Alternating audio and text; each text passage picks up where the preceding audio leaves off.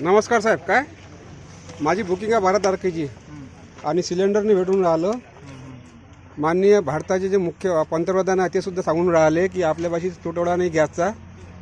माननीय आपले महाराष्ट्राचे मुख्यमंत्री सुद्धा म्हणतात का तुटवडा नाही आहे गॅसचा. आणि येरेकर साहेबांनी सुद्धा म्हणजे आपल्या जिल्ह्याचे कलेक्टर यांनी सुद्धा स्पष्ट केलं आहे की आपल्यापाशी कलेक्टर साहेबांनी सुद्धा क्लिअर केलेलं आहे की आपल्या महाराष्ट्रात अमरावती जिल्ह्यात कुठं तुटवडा नाही आहे, तरी लोकांना सिलेंडर मिळून नाही राहिले. याच्याबद्दल तुमचं काय म्हणणं आहे सांगा साहेब? आमचं असंच आहे की 10 तारखेपर्यंत 10 मार्चपर्यंत 400 बुकिंग आहेत.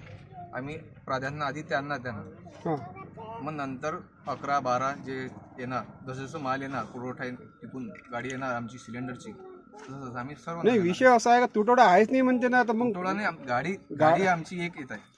आणि इथं एवढी सारी पब्लिक आहे, जमा आहे सगळे. आता हे रांगा लागून राहिलेला आहे इथं. सकाळी 6 वाजतापासून कोणी 7 वाजतापासून उभे आहे.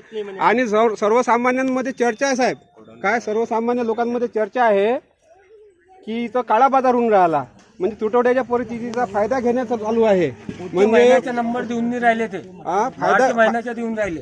असं कसं आहे, फायदा घेऊन राहिले लोक. काळा बाजार चालू आहे इथं काळा बाजार चालू आहे. पैसे म्हणजे परिस्थितीचा फायदा घेऊन चालू आहे. लोक ब्लॅकनं सिलेंडर विकून राहिले असा आरोप आहे. जनसामान्य लोकांमध्ये चर्चा सुरू आहे अशी. बरोबर आहे की नाही? आणि ज्यांचे आमचे केवायसी झालेलं आहे, केवायसी काढली, केवायसी करून घेतली आम्ही नियमानुसार नंबर लावला, पण आम्हाला अजून सिलेंडर नाही भेटून राहिलं. हे चुकीचं आहे.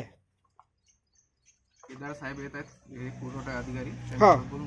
हा, मला समजलं इथं तहसीलदार साहेब आहे म्हणून मी इथं आलो. मी ऑफिसमध्ये गेलो होतो, त्यांनी सांगितलं की इथं तहसीलदार स्वतः हजर आहे म्हणून मी स्वतः इथं आलो. मला तहसीलदार साहेबांना सुद्धा भेटायचं होतं.